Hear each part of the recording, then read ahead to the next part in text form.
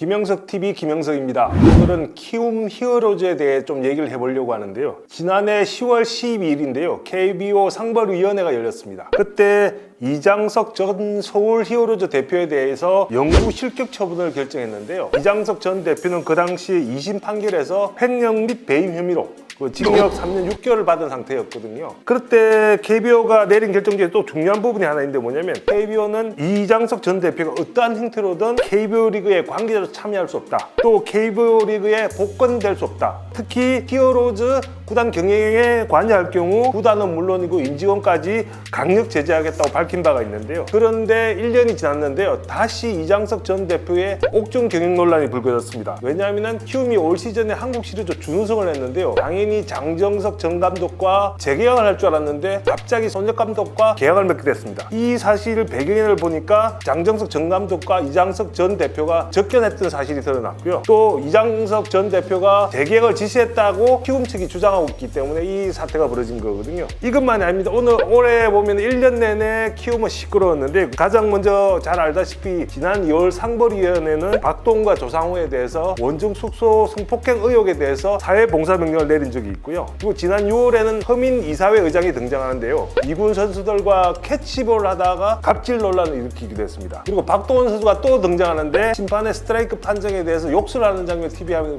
비춰졌는데요. 그때 KBO가 또 제재검 징계를 내렸습니다. 최근에는 보면 송성문 선수가 두산 베어스의 한국 시리즈를 할 때 두산 측을 향해서 막말을 하는 장면이 있었는데요. 그것도 상당히 논란이 됐고요. 곧바로 키움 직원이 한국 시리즈 티켓을 재판매하는 것도 드러나면서 상당히 많은 사람들이 키움에 대해서 실망감을 갖게 됐습니다. 여기에다 아까 옥중 논란과 관련해가지고 임원주 부사장의 녹취록 논란이 또 있고요. 또 한 사람이 중요한 사람이 허민 이사회 의장인데 이분이 손혁 감독 선임 과정에 개입을 한 사실이 드러났습니다. 특히 수석 코치를 제안했다고 했는데 이게 사실상 월권 행위에 가깝습니다. 사회이사가 수석 코치나 감독을 임명한다는 게 말이 좀 안 되죠. 그러니까 일탈 행위 전체가 보면은 선수부터 대표까지 모두에 걸쳐서 일어나고 있는데요. 지금 올해 키움이 홈구장을 쏘고 있는 게 고척돔인데 고척돔에 찾은 관중은 45만 명에 불과합니다. 가장 작은 숫자인데요. 야구만 잘한다고 해서 야구팬을 모을 수가 없습니다.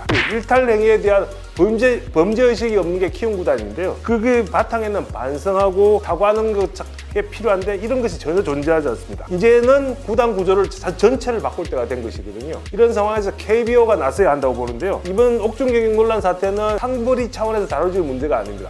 그걸 넘어서야 한다는 것이죠. 그래서 대처 방법도 좀 달라져야 한다고 보는데요. 가장 중요한 사람이 KBO 총재입니다. KBO 총재 권한 중에 하나를 보면 총재는 리그의 무궁한 발전과 KBO의 권익을 위해 필요한 경우 KBO 규약에 명시적으로 규정하지 않은 상황에 대해서도 제재를 내릴 수 있다고 되어 있는데요. 그러니까 강력한 권한을 갖고 있죠. 근데 이번 사태를 보면은 이장석 전 대표는 지금 영구 실격돼 있고 사회이사에 불과한 허민 이사회 의장이 과다하게 개입하고 있습니다.